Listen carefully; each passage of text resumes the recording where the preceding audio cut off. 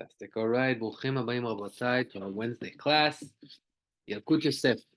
So we are about to jump into the great halachot of Berachot Keriat Shema, which is going to lead us to Shemoneh Esrei Amidah. But before that, we just have a little bit left regarding the halachot of Shaliach Tzibur. We started last week. Continue a few more halachot of Chazan. We got to what is the Chazan supposed to wear while he is being the Shaliach Tzibur.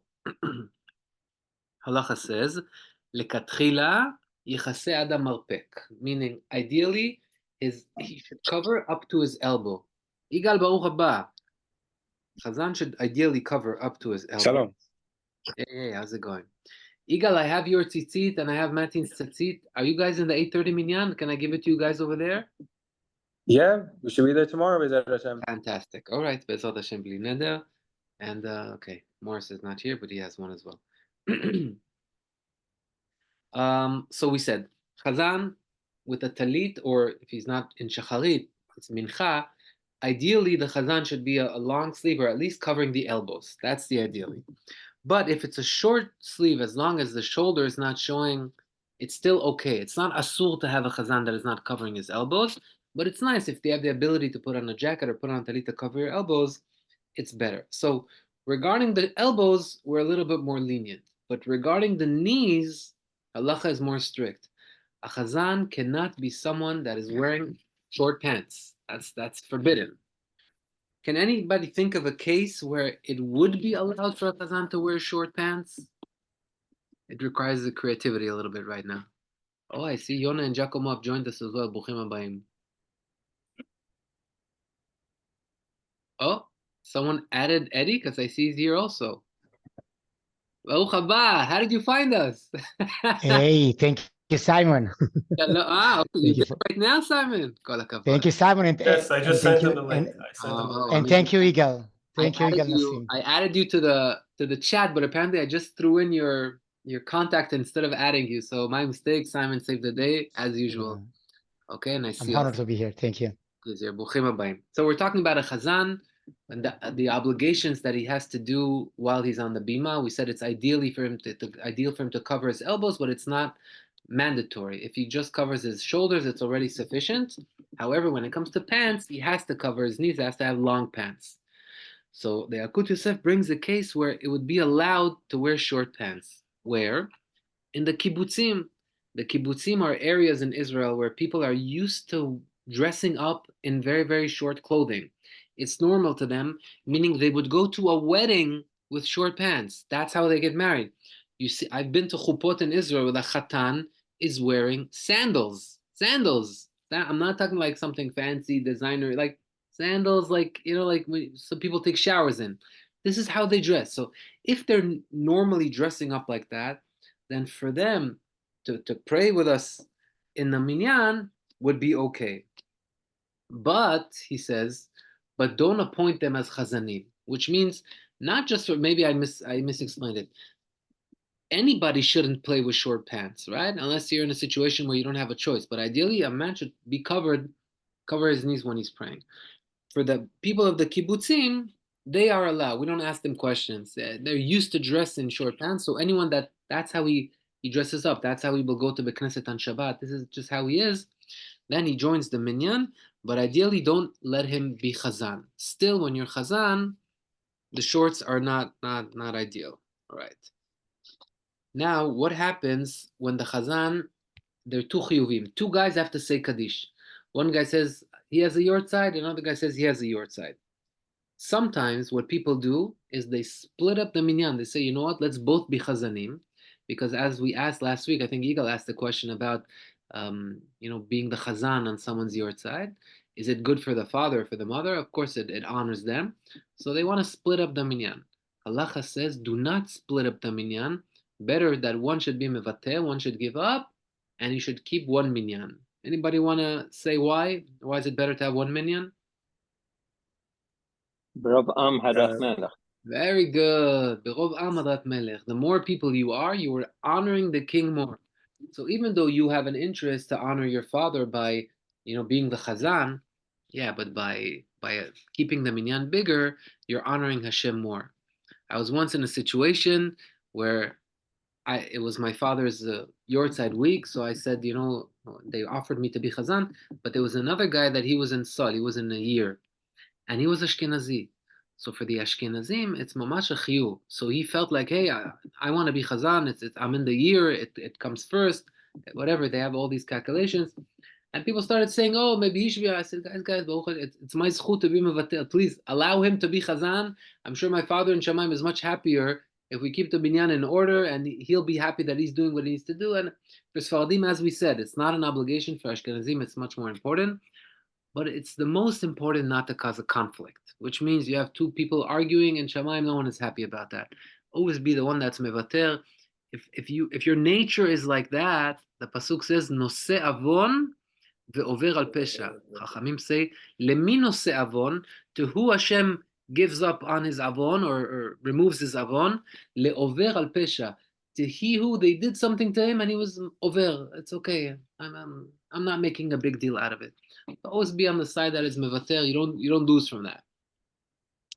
All right. Now, what do you think is better, to have a chazan that is working for money, or to have a chazan that is working for free? Not everybody together. Okay. Free. I'm going to tell you. So my initial reaction was like yours. I would think, free sounds nice. The guy's more dedicated to the job. He's doing it out of his heart. But halacha says no. Actually, it's better a chazan that is being paid for. And why? What would be the reasoning behind that? Once you pay somebody to be chazan, he takes it much more seriously. He's always there on time.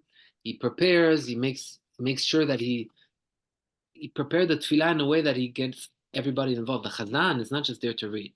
Chazan, you see it mainly on Shabbat, where he speaks and the crowd responds. It's supposed to be some sort of dynamic where everybody's together in this. The chazan has an important job. Now, when he's working for free, he's like, they should thank me. If you have someone, you hire him. That's why usually in Yamim Noraim, we always hire a chazan. We pay him. We want him to get us involved. We want us to be on time. We want him to do everything perfectly. Once you're paying a guy, in his heart, he feels like he's much more obligated. So better to have a chazan that is being paid for. One or two more halachot before we jump into Yalkut Yosef Shema. What happens if I'm not a chazan and I forget to say Ya'aleh v'yavo in Shemona Esrei? Let's say today is Rosh Chodesh. We are in Shacharit. We're not in Musaf. And in Shacharit right now, I'm coming to say Amidah. I forget Ya'aleh v'yavo. The halacha is you have to repeat Ya'aleh v'yavo. You have to repeat meaning Shemona Esrei. By the way, as opposed to Arvit. If in Arvit someone forgets Ya'aleh v'yavo, he doesn't have to repeat. But in Shacharit and Mincha, if you forget Ya'aleh v'yavo, you have to repeat. But now I'm the chazan. I have a crowd behind me waiting. I finished the Amidah. I said, oh my God, I forgot Ya'aleh v'yavo. What do I do? So, as opposed to if he was singular and he had to repeat himself, the chazan, we don't tell him, hey, please repeat the Amidah one more time out loud for us. No, he forgot. No one in the crowd noticed. It's okay. We will count on the Musaf, meaning in the Musaf, since he's gonna mention Rosh Chodesh when he comes to Musaf. Therefore, it would be sufficient and it would cover what he missed in Shacharit, just for the Chazan. This is not for everyone else. Why? Because the Chazan, if he's going to start repeating right now, there's a Toach Tzibur, the whole crowd will be waiting. We don't want to be Toach Tzibur, we don't want to make everybody wait. So for them, it's sufficient if he will just do it in Musaf. Right? And last halakha, this is regarding Kaddish. If you look at the order of the Shulchan Aruch, right before it jumps into Yalkut Yosef Shema, there's also halachot of Kaddish. So there are a few halachot over there, but I only summarized one, which I think is most important for us to remember when we get to Amen, and then we say Yeheh Shemeh Rabba Mevorach. It's a common thing that everybody calls out loud when we get to Amen Yeheh Shemeh Rabba. And what's the reasoning behind this? So it's from the Gemara. The Gemara says, Kol ha'oneh yeheh shemeh rabba bechol kocho, ma'avirim lo gzar din shel 70 shana. Whoever says Yesh Rabba with all of his might, they remove the judgment of 70 years that is upon him. So Rashi and Tosfot, the interpreters of the Gemara, they have a contradiction between them.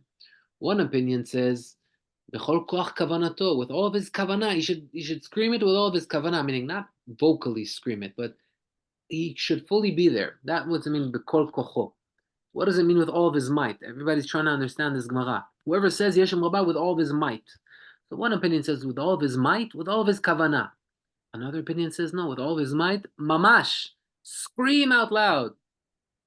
Zohar Kadosh says, b'chol kocho, that his whole body should be involved in this mitzvah, which means that right when you're about to hear the Yeshem Rabbah, according to the Zohar, you should prepare yourself that your bones, your soul, your legs, everything, I want to be there with my whole body. That's how he explains it. Now, either one of these is good. Today, the rabbis are saying the opinion that says to scream it out loud. We're human beings. We live amongst people. We don't want to hurt people's ears. It's not derech eretz to start screaming in the middle of the tefillah. And therefore, yeah, say it out loud. But the main thing is the kavanah. Happened to be that I was one time in a minyan of a Rabbi Mekubal in Israel. And there was a small minyan. He said, listen, usually we don't follow the opinion that says you have to scream Yeshem Rabbah. But right now, there's no one around. We're not bothering anyone. It's just us. What do you say? Every Yeshem Rabbah, everybody screamed. Everybody was screaming it. It was so relieving, it was a different feeling. But generally, when you're in public, you don't have to scream in a way that the guy next to you has to hold his ears. No, have the kavanah. And if you can get your body involved in the kavanah, it's a big segula to be mochel avonot, as the Gemara says. All right, that was the last of Berachot HaShachar. I was debating if once we finish Berachot HaShachar and Psukei de Zimra, which we did right now, we should have a test on this, or we should wait until after Berachot Keriat Shema. So it's enough material, but usually until now, what we've done is every volume that we finished in Yalkut Yosef, we did a test. So the first two volumes that we finished, we did a test on them. Since Berachot Keriat Shema is still in the third volume, I think that it's better that we stick to that idea. So we're going to start Berachot Keriat Shema, and once we finish them, this is also not too long, then we'll have a test. To those of you that have never seen our test before, the people here can testify. It's not a scary test. It's a test where I give you the questions and answers before, but it's kind of a review test to help us remember. Okay. So Berachot Keriat Shema. Can anybody tell me the source of why we have to read Keriat Shema at night and during the day, twice a day, every day? What is the source? Very good. In the Keriat Shema it says, in the Keriat Shema itself, it says, ואהבת את השם אלוקיך בכל לבבך ובכל נפשך ביוד ובכל לבביך ושיננת על מדברת בם בשבתך בביתך ובפתך בדרך ובשוכבך ובקומך, like Eagle is saying. ובשוכבך means literally while you're laying down. ובקומך means while you're standing up. Famous machloket in the Gemara between Beit Shammai and Bet Hillel. Does it mean literally laying down and standing up? That's what Bet Shammai holds. Bet Hillel says no, it means the time that people are laying down and the time that people are standing up, and that's the halacha. One time in the morning, because that's the time that people are standing up, and one time in the night, because that's the time that people are laying down.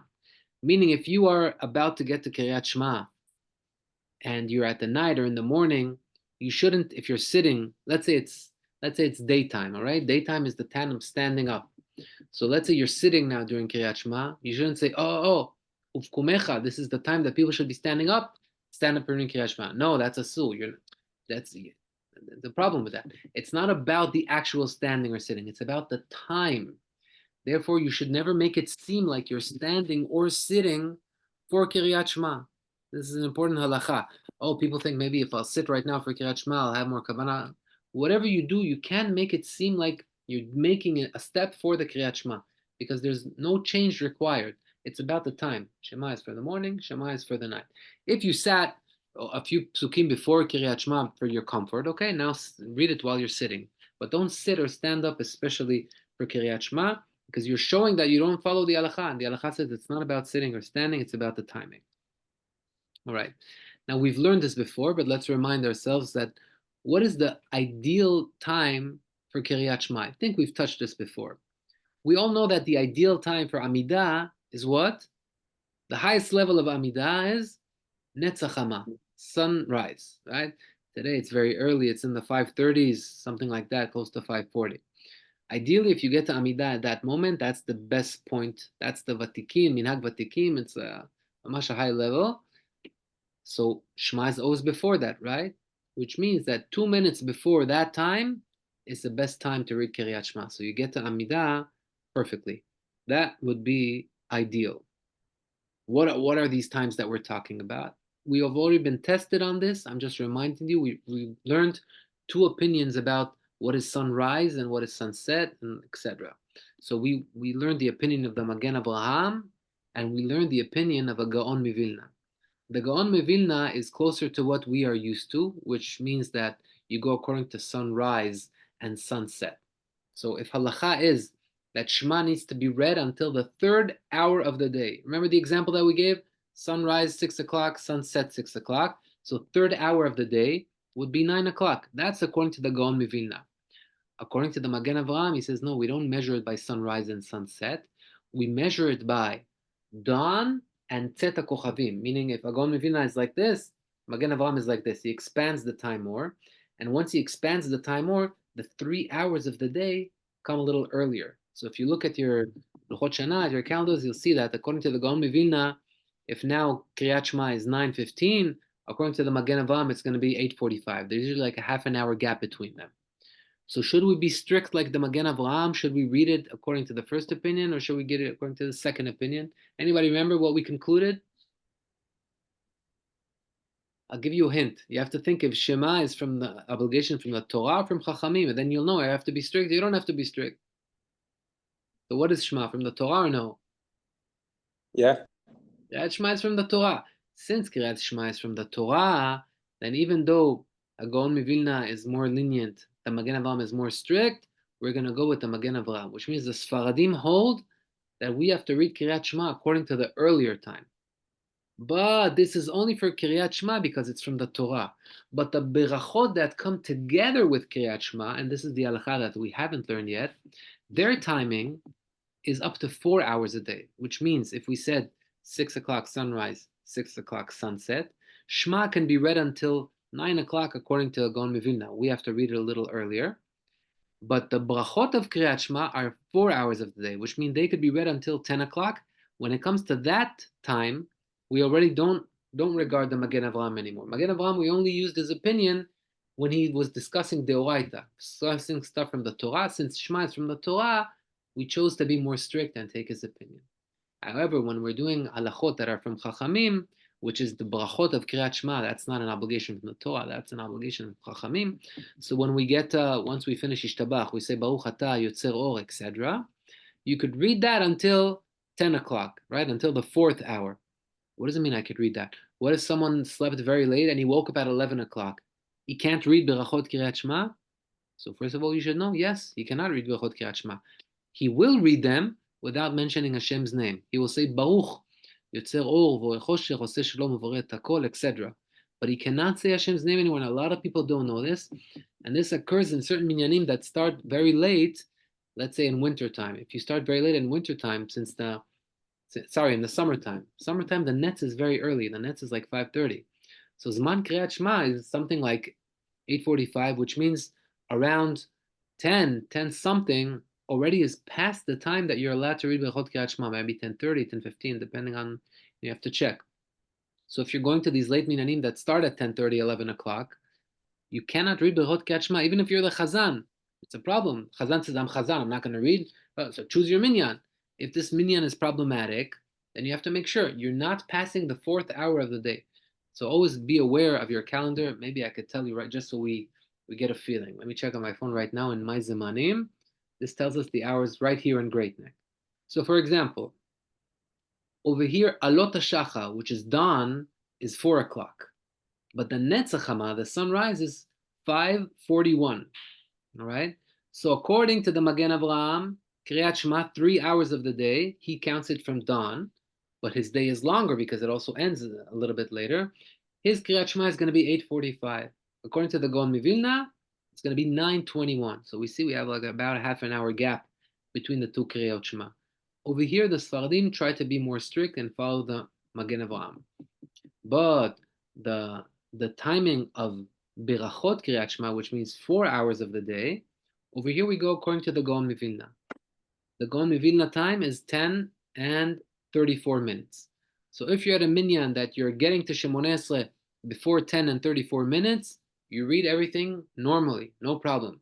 But if the Amidah is only at 11 o'clock, it means that you reached Berachot Keriat Shema after even the lenient opinion of the Gaon Mivilna. You're not allowed to read Berachot Keriat Shema, so you will do as I just said. Baruch Yotzer Or Uvorech Choshech.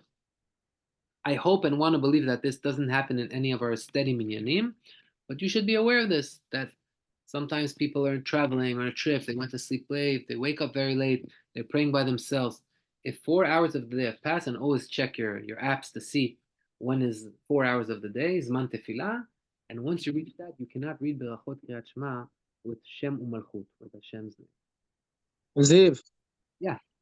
This also applies to all the other brachot as well, like Baruch Shamar and Yishtabach, all that. You don't say Hashem's name anymore, or just the Berachot Shema? You're asking good. You're asking a good question.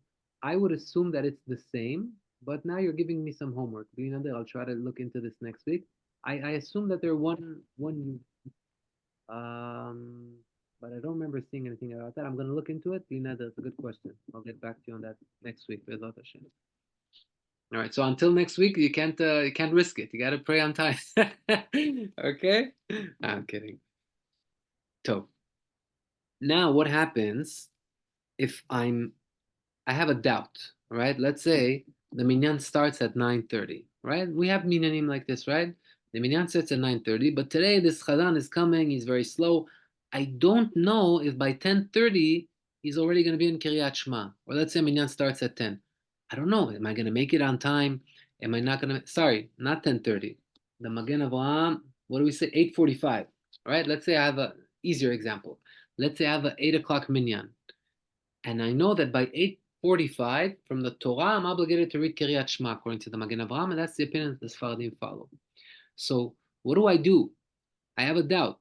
Should I try to read it according to the order? Remember the advantage of reading the Tefillah according to the order? One guy could say, hey, you know what? Why take a risk? I wake up, I'll say Shema right away, and then I'll go to Bet Knesset. We learned that there's a minus in that. Anybody remember the minus in that? The minus was that it's like putting clothing on. We said first you put on the shirt, then the jacket, then the coat. The tefillah has an order. You're building buildings up in Shemayim with your tefillah. So if you take something that belongs to the middle Shema and read it in the beginning and then come into the tefillah, you ruin the order. Ideally, it should be built one on top of the other. So now what happens? I have a doubt. I may read it now. I may not read it now. And then we're going to get into tefillah and it's going to be late. I'm going to miss the mitzvah from the Torah. So what should I do? Should I read it now or not? You're allowed to make a t'nai, stipulation. You could say, if I'm going to read Kiryat Shema on time, then let the Kiryat Shema that I'm going to read in shul during the tefillah be part of my tefillah, be the real Kiryat Shema, and let what I'm reading right now just be considered like I'm learning Torah. But if when I get to Shema inside the minyan, it's going to be too late, depending according to what opinion, but Hashem and Shemaim knows what the right opinion is.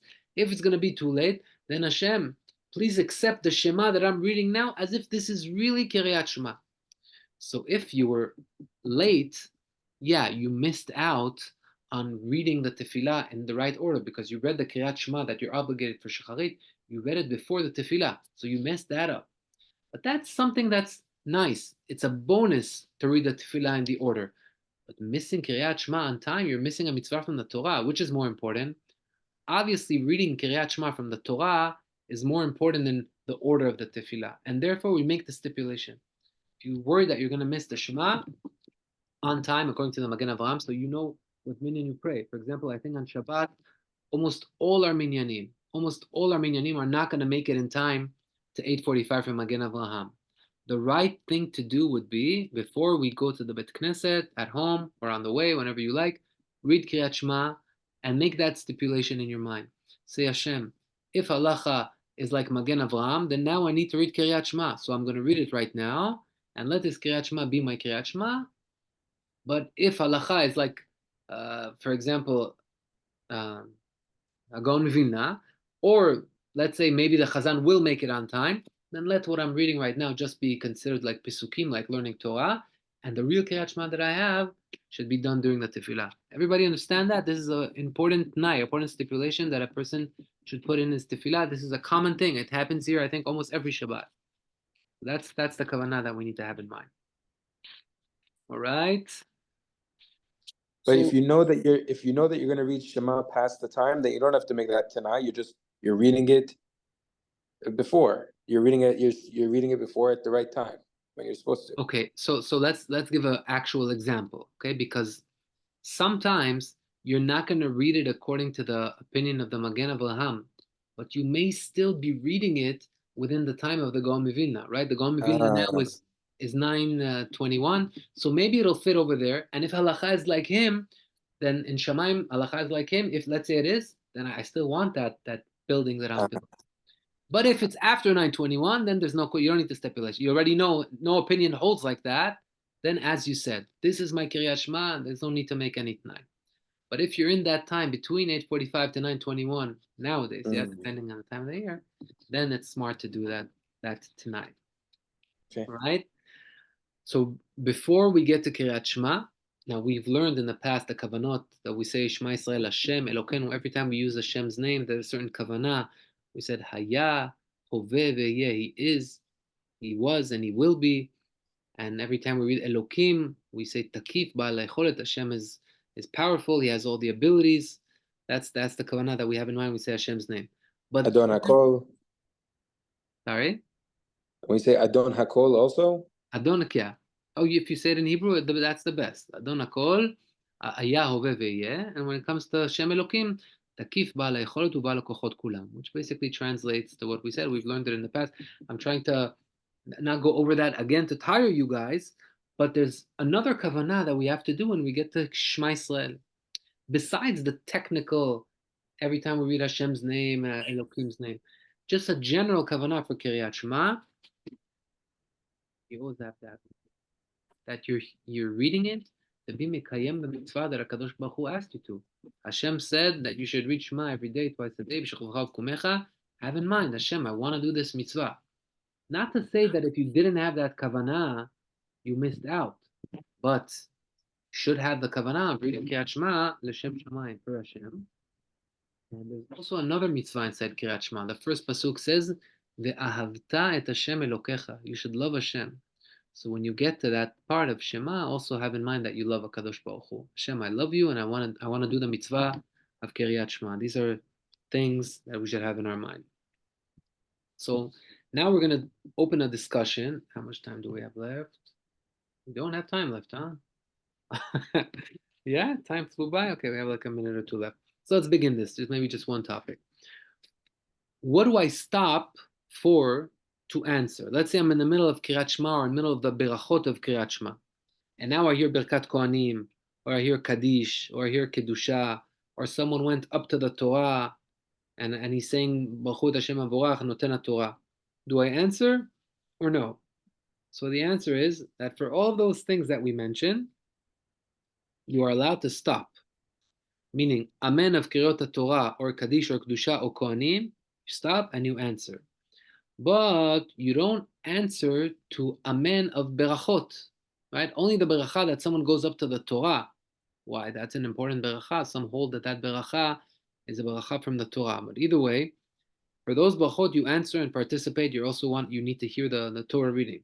But you don't answer Amen to regular Berachot. Let's say someone passed by, I don't know, he's putting on his talit, he's eating an apple, and I'm in the middle of Berachot Kiryat Shema. I already started Yotzer, then I don't answer those Berachot, and I also don't answer from that point on the Yud Gimel Midot.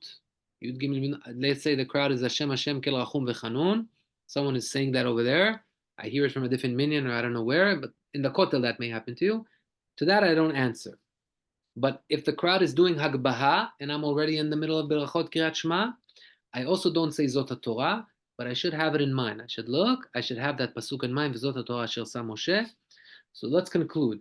For Devarim Shebe Kedusha, which means Kaddish or Kedusha, or the Brachot of the Kohen, or the Brachot of the Olel Torah, for that I'm allowed to stop. All the other Brachot, I'm not allowed to stop. Yud Gimel Midot, I'm not allowed to stop. Hagbaha, I stop, but I don't verbalize anything. I just look and I have in mind the pasuk, V'zot HaTorah. Right. Next week we'll continue and discuss what happens during Kaddish if I'm in that point. All right, gentlemen, it's been great. Chazaku Baruch. Zot Hashem, we will see you next week. Chazak Baruch. Kol tov. Bye. Chazak Baruch. Thank you. Thank you.